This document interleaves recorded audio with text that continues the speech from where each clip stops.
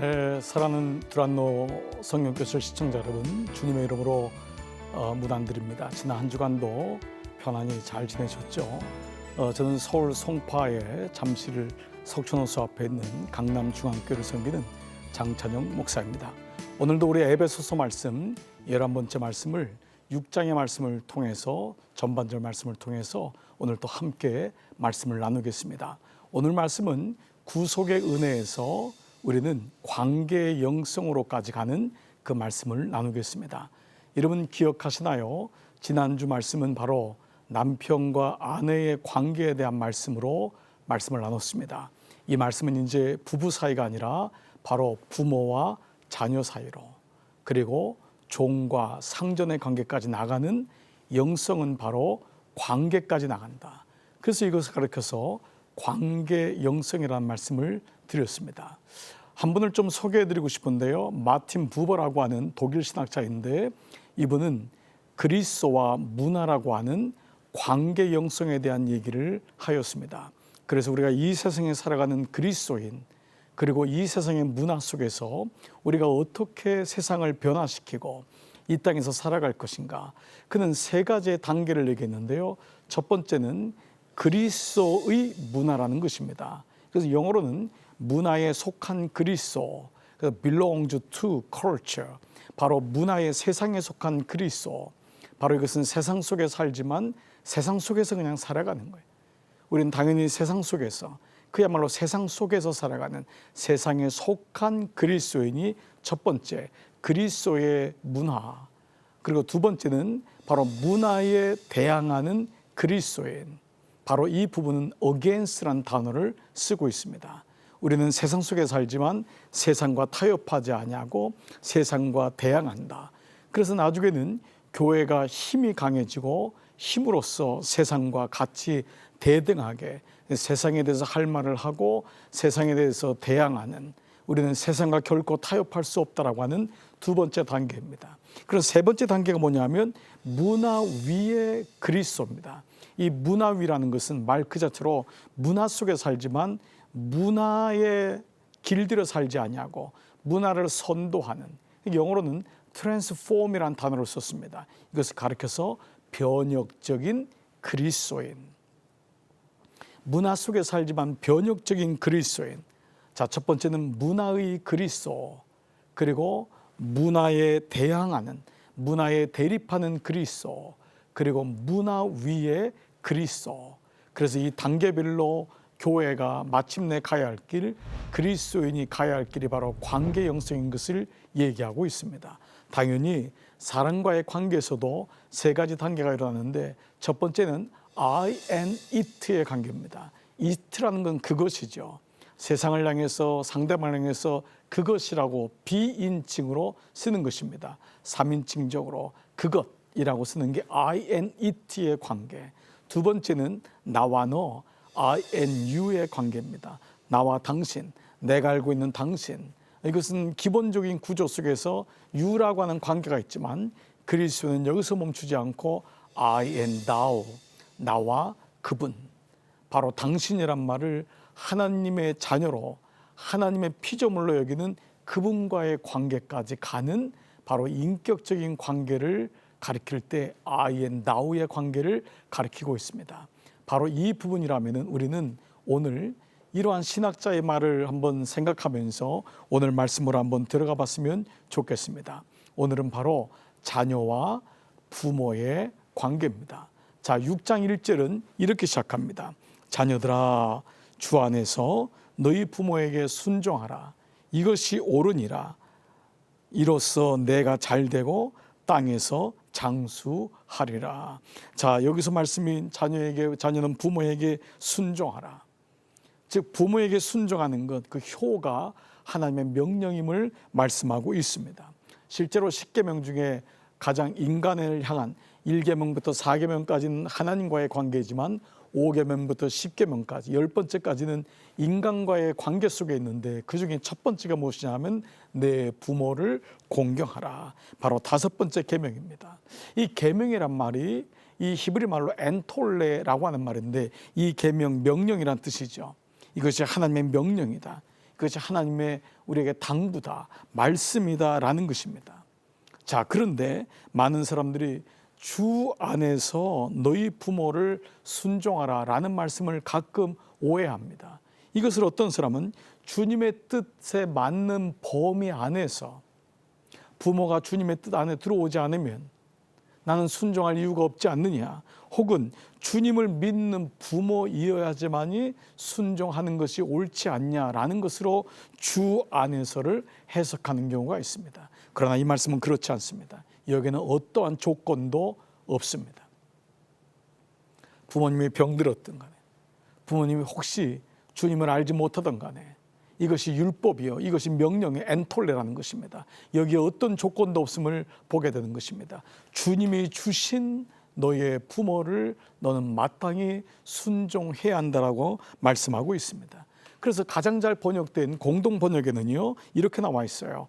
자녀된 사람들은 부모에게 순종하십시오. 여기에 어떤 조건도 없습니다. 자녀된 사람들은 부모에게 순종하십시오. 이것이 주님을 믿는 사람으로서 마땅히 해야 할 일입니다. 그래서 주 안에서라는 것은 전체적인 맥락을 의미하는 것입니다. 여러분, 주님 안에 들어왔으므로, 당신이 주님을 믿음으로, 그러면 과거에는 그렇지 않았다는 것입니다. 과거에는 고대 로마 시대, 헬라 시대에 그렇게 문명이 발달한 그 시대에도 부모가 병들었거나, 부모가 자기 마음에 맞지 않으면 어느 날 시간을 정하여서 버리거나, 부모를 모른 채 하거나 찾아가지 않는 일이 빈번했습니다. 그래서 이 말씀도 아내와 남편과의 관계 속에서 말씀한 것처럼 충격적입니다. 아니, 어떠한 조건도 없이 하라는 것인가? 이건 우리나라 옛날의 고려장을 기억해도 여러분 무방하지 않을 것입니다. 어떻습니까? 나이가 들어서 더 이상 그 부모의 역할을 하지 못하고, 부모가 더 이상 거동하지 못하면 그 아이를, 그 부모를 그 자녀가 지게에다가 얹고 산에다가 갖다 버린 것입니다. 그렇기 때문에 그 당시에도 조건적인 것이 있었던 거예요. 부모의 역할을 다 하면, 그리고 상황이 괜찮으면 부모에게 순종하라. 그러나 가장 잘 번역된 공동 번역에 자녀된 사람들은 부모에게 순종하십시오. 이것이 주 안에서, 즉 주님을 믿는 사람으로서 마땅히 해야 할 일입니다. 이것이 옳습니다. 이것이 옳은 해석입니다. 그래서 너희 부모에게 순종하라, 이것이 옳으니라라의 옳으니라는 디카이오스라고 하는 헬라어로 디카이오스, 이것은 바로 의롭다라는 것입니다. 이것을 주님이 의롭게 여긴다, 귀하게 여긴다라는 것입니다. 즉 효도는 인간적으로서 하는 목을 다하는 그런 차원의 이상으로 하나님의 의에 가장 가깝다, 하나님의 의를 행하는 것이다, 하나님 나라의 의를 세우는 것이다, 즉 이 땅에 세워지는 하나님 의의 기준이다라는 것입니다. 즉 효는 이 세상에서 가장 중요한 모퉁이돌, 가장 중요한 돌이 되는 것입니다. 예수 그리스도가 모퉁이돌로, 친히 모퉁이돌이 되어서, 모퉁이돌은 그 당시 건축에서 가장 중요한 지짐돌이었습니다. 그 지짐돌 혹은 디딤돌, 모퉁이돌을 둠으로 인하여서, 말로는 코너스톤이기 때문에 한쪽에 처진 것 같지만 그 뜻이 아닙니다. 모퉁이돌은 가장 큰 돌입니다. 큰 돌을 기준으로 해서 작은 돌이 이루어져서 건축물이 올라가는 것처럼 이것을 의롭게 여겼다, 디카이오스, 하나님이 의롭게 여겼다는 것은 모든 세상의 관계 속에서 자녀가 부모에게 효하는 것, 순종하는 것이 가장 기본이다라는 것입니다. 그래서 2절에 내 아버지와 어머니를 공경하라, 이것이 약속이 있는 첫 계명이니, 약속이 있다, 첫 계명이니. 그래서 이 첫 계명은 바로 하나님께서 우리에게 약속으로 주신, 인간과 인간 사이에 주신 10계명 중에서 약속을 주셨다고 하는 건 프라미스한 축복을 주셨는데, 내가 땅에서 장수하라고 한 유일한 말씀입니다. 5계명에서 10계명, 인간과 이 땅에서 이루어지는 모든 계명 중에서 이 5번째 계명인 내 부모를 공경하라만이 주님께서 내가 이 땅에서 잘되고 장수하리라, 이 약속의 말씀을 주셨던 것입니다. 그런데 여기 공경하란 말은 두 가지 뜻이 있습니다. 첫 번째는 카바드라고 하는 단어로 씁니다. 이 카바드는 무겁다라는 말을 합니다. 무겁다. 내 부모는 결코 가벼운 것이 아니다. 너희의 부모의 은혜를 무겁게 여겨라. 이것은 하나님 말씀을 쓸 때도 가바드란 말씀을 쓰거든요. 근데 하나님이 이 땅에 주신 부모, 그래서 당신의 이름을 준 사람이 이 땅의 아버지 아닙니까? 그 아버지의 말씀을 가벼이 여기지 마라. 경홀히 여기지 마라. 무겁게 여겨라. 그가 늙어 쇠약할지라도, 그가 경제적인 조건이, 경제적인 능력이 없어질지라도 그를 무겁게 그렇게 사랑해라 라고 하는 말씀이 들어있는 것입니다. 공경하란 말은 두 번째는 존중하다라고 하는, 그래서 리스펙트라고 하는 것인데요, 이것이 헬라어로는 티마오라는 단어입니다. 이 말은 값을 여긴다, 영어로는 worth, 값을 여긴다, 값을 매긴다, 가치 있게 여긴다라는 말을 의미하고 있습니다. 여러분, 보통 우리가 worship이란 말, 예배를 worship이란 말은 worth 플러스 배라고는 ship, 바로 이 두 단어가 있는 것입니다. 즉, 배 안에 worth, 가치가 있는 게 무엇이냐, 내 인생의 배 안에 가치가 있는 것이 무엇이냐, 그것을 바로 예배라고 합니다. 그래서 하나님을 예배하는 자는 하나님이 가치 있는 것이고, 우상을 예배하는 사람은 우상이 가치 있고, 돈을 가치 있게 생각한 사람은 돈을 예배하는 것입니다. 오늘도 수많은 사람이 예배를 드리고 있습니다. 그리스도에만 예배를 드리는 것이 아닙니다. 어떤 사람은 권력 앞에 예배를 드리고, 어떤 사람은 물질 앞에 예배를 드리는 것입니다. 어느 사람은 돌한테 예배를 드리는 사람도 있습니다. 그러나 우리는 하나님 아버지, 그분이 내 인생에 가장 귀한 것임을 알기 때문에 그때 비로소 월십이, 진짜 월십이 되는 것처럼, 내 부모를 공경하라, 이 말은 부모의 가치를 귀하게 여긴다. 그런데 그렇게 할 때 무겁게 여기고 다바드, 그리고 티마오, 그렇게 존중할 때, 값을 매길 때 하나님이 어떻게 하시냐, 바로 3절에 이로써 내가 잘되고 장수하리라. 이것이 바로 약속 있는 첫 계명. 10계명의 5계명부터 시작하는 이 땅 위에 있는 모든 계명 중에서 이것이 약속을 했다. 하나님이 이렇게 할 때 무겁게 여기고, 그렇게 값을 매길 때, 값으로 귀하게 여길 때 너가 잘되고 장수하리라. 이 말은 이 땅에서 삶만이 아니라 영혼까지의 삶을 의미하는 것임을 우리가 알 수 있는 것입니다. 그렇습니다. 오늘 이 말씀, 우리는 출애굽기 20장 12절 말씀, 내 부모를 공경하라. 그리하면 내 하나님 여호와가 내가 준 땅에서 내 생명이 길리라. 이 말씀의 의미를 우리는 다시 보게 되는 것입니다. 사랑하는 자녀된 여러분, 부모님의 말씀을 무겁게 여기고, 그분을 존중하고, 그분을 리스펙트하고, 그의 값을 귀하게 여기는 그 마음을 하나님이 기뻐하시는 것입니다. 자, 이제 한 단계 더 나가면은 이제 아버지, 즉 부모와 자식 간의 관계를 얘기하고 있습니다. 4절 말씀입니다. 자, 또 아비드라. 여기서 아비드라는 것은 꼭 아버지만을 의미하지 않을 것입니다. 부모를 다 의미할 것입니다. 그러나 그 당시에 아버지란 단어를 쓴 이유는 고대 로마 시대에 부모가, 아버지가 자식을 어떻게 여겼는지를 보여주는 단적인 단어입니다. 그 당시 고대 로마 헬라 문화 속에는 첩들도 많았고, 말씀드린다시피 아내들도 그렇게 했기 때문에 자식을 낳으면요, 이 아버지가 아이들을 깔고 만약에 발로 차거나 아이를 건너뛰면은 그 아이는 사생자가 되는 것입니다. 그만큼 자식을 경홀히 여기고 물건처럼 여긴 것입니다. 그래서 그 아이를 들고 이렇게 일으키면은 그 아이가 자기의 후계를 잃고, 나머지 발로 차버리거나 발로 넘으면은 그 아이는 호적에 오르지 못하는 비참한 인생을 겪은 것이 자녀들의 몫이었습니다. 그런데 오늘 충격적인 겁니다. 아비드라, 너희 자녀를 노엽게 하지 말고. 이 말씀 자체가 충격이죠.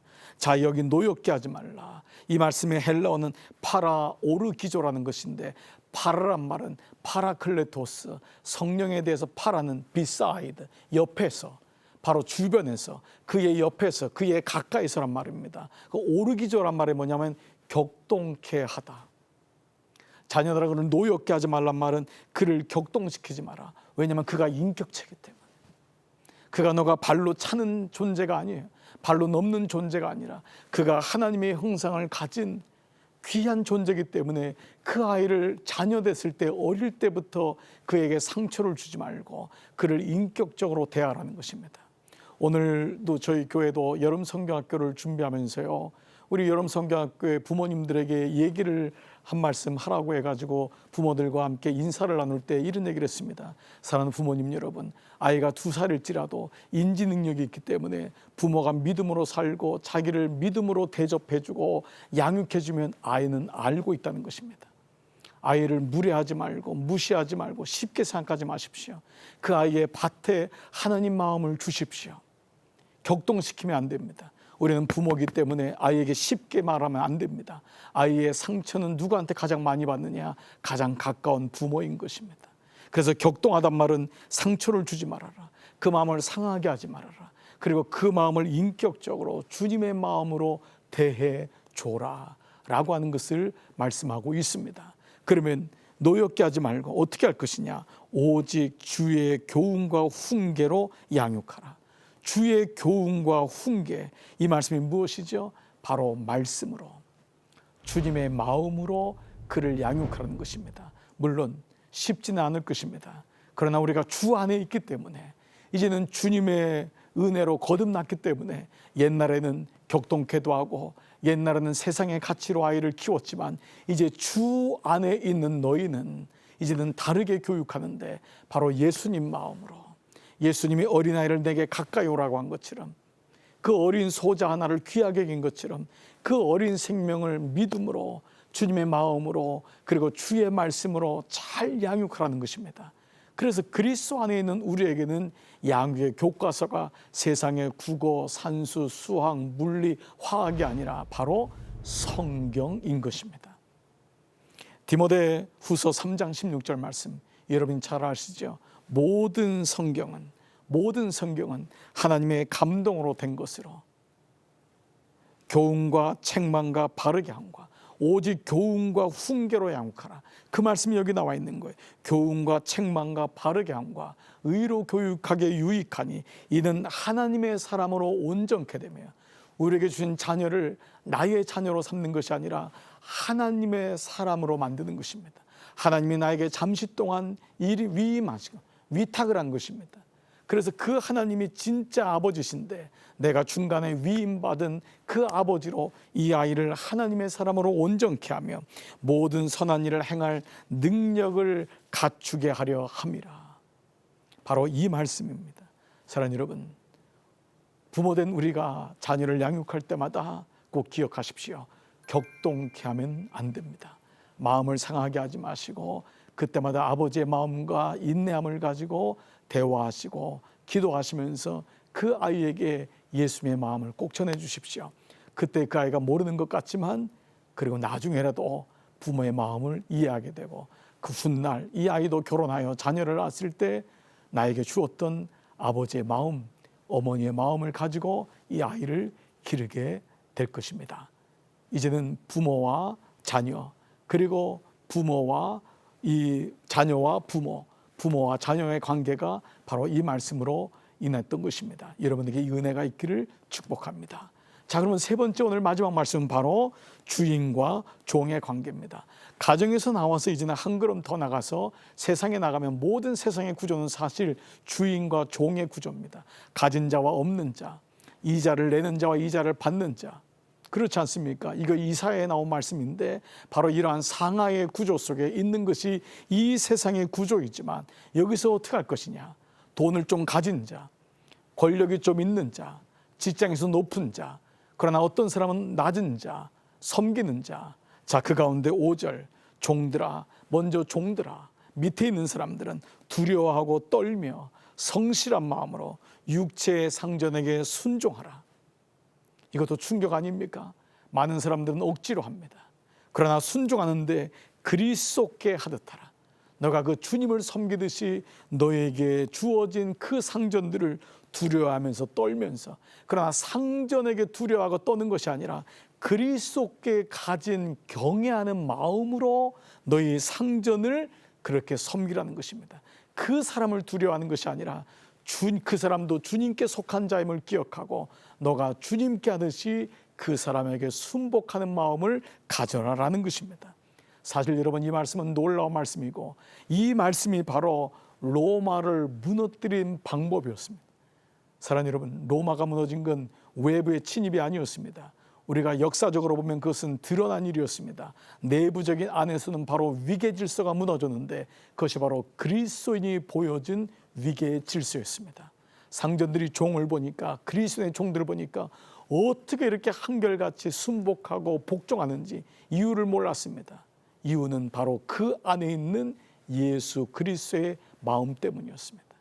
그 마음으로 인하여 있는 자들과 기득권자들은 마음의 충격을 받게 되었고 예수님이 누군지에 대해서 관심을 갖게 되었던 것입니다. 여러분, 우리가 어떤 처음에 말씀을 나눌 때 어떤 세상에 대해서, 어떤 사람에 대해서 대항하는 첫 번째가 뭐라 그랬습니까? 비굴하게 순종하는 것, belong to, 바로 세상에 속하는 것. 어쩔 수 없지 뭐, 세상에 살아가야 되니까 세상같이 똑같이 해야 돼. 세상의 가치관을 가지고 가는 거예요. belong to. 두 번째는 내가 힘을 키워서 힘의 논리로 대항하는 거야.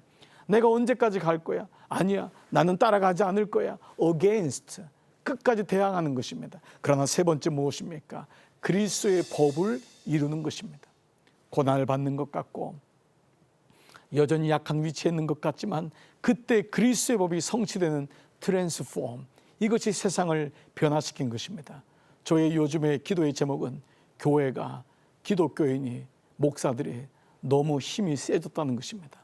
오늘날 교회가 힘이 세졌습니다. 세상에서 조금만 몰아라도 견디지 못합니다. 모여서 힘을 과시하고 우리가 이만큼 힘이 있다고 합니다. 그런데 여전히 불안하고 이것이 아닌 것 같은 마음이 들 때가 많이 있습니다. 왜냐하면 교회의 본질은 약함인데, 고난받는 것인데, 그때 세상은 변화되는 것인데, 오늘 우리는 두 번째 단계인 against로, 오늘 사도 바울은 다시 얘기합니다. 너희 종들아, 상전에게 순종하라. 왜 힘을 길러서 대항하면 되지 않습니까? 비굴하게 순종하고 비굴하고 따라가면 되지 않습니까? 순종하는데 그것이 그리스도께서 순종한 것처럼. 그래서 6절에 눈가림만 하여 사람을 기쁘게 하는 자처럼 하지 말고 그리스도의 종처럼 마음으로 하나님의 뜻을 행하고, 너희는 그리스도의 종이기 때문에 눈가림만 하는 식으로 하지 말아라, 이 말씀을 하고 있습니다. 7절에 오히려 기쁜 마음으로 섬기기를 주께 하듯 하고 사람에게 하듯 하지 말아라. 여러분, 여기에 대한 세 번역을 한번 보겠습니다. 선한 일을 하는 사람은 종이든지 자유인이든지 각각 그 갚음을 주님께로 받게 됨을 여러분들은 기억하십시오. 모든 것에 주님이 결국 갚아줄 것입니다. 이것이 진정한 출애굽의 재현인 것입니다. 출애굽은 히브리 민족이 그 민족에게 처음 주신 하나님의 자유함이었습니다.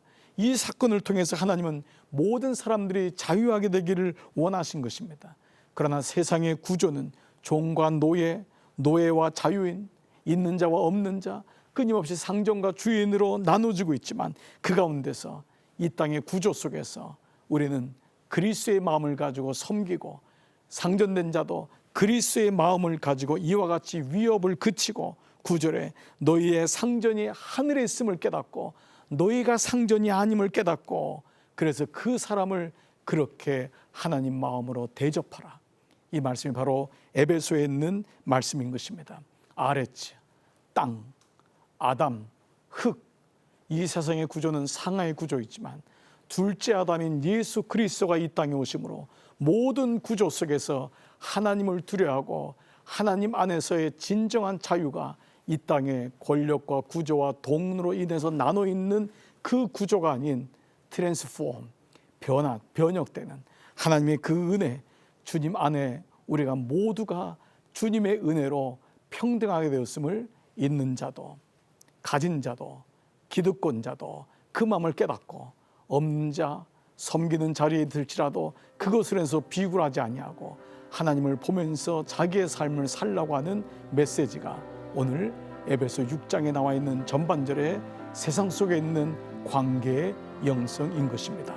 부모와 자녀, 자녀와 부모, 상전과 종, 종과 상전의 관계 속에 주님의 이름이 꼭 들어가서 여러분 삶 가운데 이런 아름다운 자유한 삶이 이루어지기를 주님의 이름으로 축복합니다.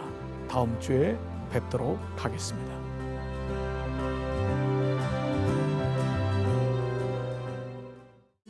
이 프로그램은 CTS 방송가족의 사랑과 후원으로 제작되었습니다. 후원 전화 02-6333-1003번, ARS 060-808-1004번으로 전화 주세요.